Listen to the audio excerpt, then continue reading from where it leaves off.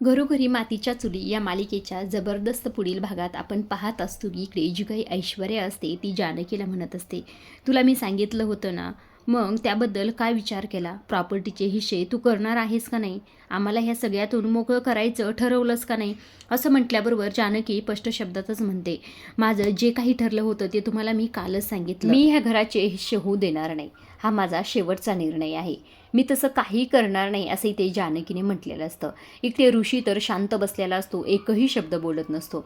इकडनं जी काही शर्वरी असते ती म्हणत असते, ठीक आहे, तू जर तुझा मुद्दा मागे घेणार नशील तर आम्हीसुद्धा मागे हटणार नाहीत आणि जोपर्यंत तू आमचं ऐकत नाहीस तोपर्यंत आम्ही अमरण उपोषणाला बसणार आहोत. आणि या सगळ्यामध्ये जर आम्हाला काही झालं तर याची सगळी जबाबदारी फक्त तुझ्यावर असेल जानकी, असं स्पष्ट शब्दातच शर्वरीने सांगितलेलं असतं.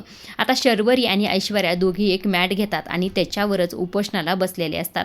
इकडे हे सगळेजण पाहत असतात तेव्हाही ते सगळ्यांनाच धक्का बसलेला असतो.